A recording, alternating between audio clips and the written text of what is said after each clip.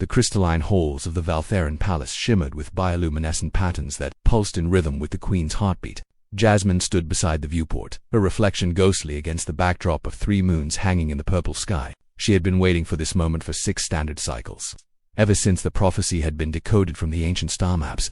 "Your Majesty," the aide whispered, his antenna quivering with nervous energy, "the human vessel has entered our system." Queen Zerathol of the Valtheran Empire remained motionless on her throne, her 4 eyes fixed on the holographic display before her. The ship was small by galactic standards, barely larger than a diplomatic courier, but it carried something far more valuable than any cargo the galaxy had ever known. It carried Kevin. Jasmine's fingers twitched instinctively toward the datapad strapped to her forearm. She had studied every fragment of information about humans that existed in the known universe. They were a young species, barely 3 centuries into their spacefaring age. Their technology was crude, their diplomatic skills unrefined, their understanding of quantum mechanics laughably primitive. And yet, the Devourer had stopped at the edge of human space. The unstoppable force that had consumed 17 civilizations, each older and more advanced than the last, had simply halted for 2 years. The greatest threat the galaxy had ever faced had done nothing but observe humanity's small cluster of colonies.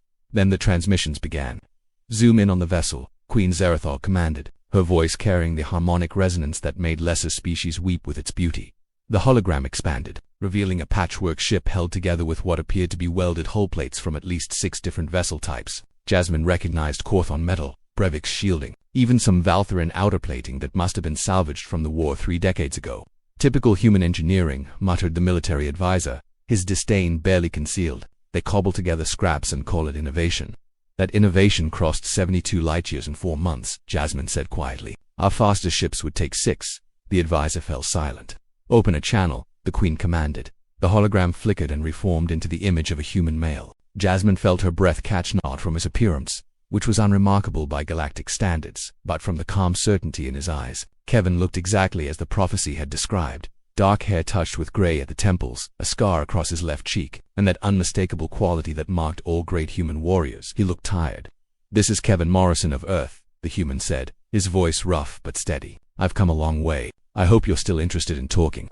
Queen Zerathol remained seated, her expression unreadable. Protocol dictated a formal greeting, an acknowledgement of his achievement in reaching the Valtheran homeworld. Jasmine had prepared 17 different speeches for this moment, but then something unprecedented happened. The aide stepped forward and spoke the name that had been whispered across 1,000 worlds, the name that appeared in prophecies written before humanity had even discovered fire, the name that the Devourer itself had transmitted in that final, cryptic message before going silent. Kevin Morrison, the Unbreaker Keeper of the Last Stand, he who held the line at Proxima Station.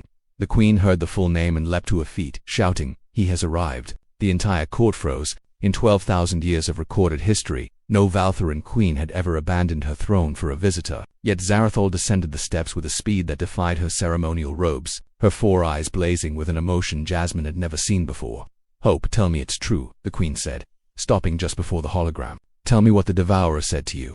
Kevin's tired face softened into something that might have been a smile. It said humanity reminded it of something it had been, before it became what it is now. It said we were inefficient, illogical, and completely willing to die for things that had no tactical value, and Jasmine found herself speaking without permission, stepping forward. "What did you say?" Kevin's eyes found hers through the hologram, and she felt the weight of worlds in that gaze. "I said yes. That's exactly what we are. We're the species that flew into stars to save strangers. We're the idiots who held Proxima Station for 6 days with no hope of survival because 3 million Valtheran civilians were evacuating behind us. We're the fools who kept fighting when every logical analysis said we should surrender."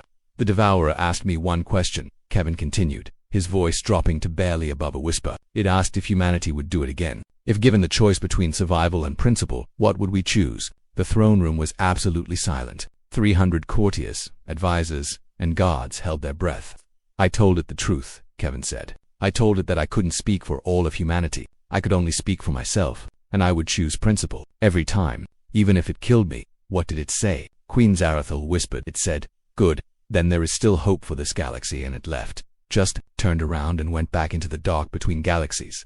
Kevin's shoulders sagged slightly. "Your Majesty, I don't know if it's coming back. I don't know if I did the right thing, but I thought you deserved to know." Jasmine watched as Queen Zerathol straightened, her regal bearing returning, but something had changed. The fear that had gripped the galaxy for years was finally beginning to lift.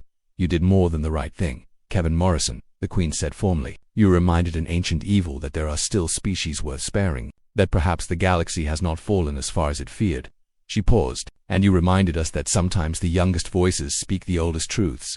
Land your ship, human, the Queen commanded, her voice carrying across all frequencies. Let all the galaxy know.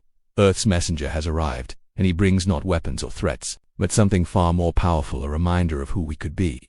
Jasmine felt tears forming in her eyes, a human response she had picked up during her studies. Around her, the court erupted in celebration, but she kept watching Kevin's face in the hologram, seeing the exhaustion, the weight of responsibility, the very human fear that he might have failed.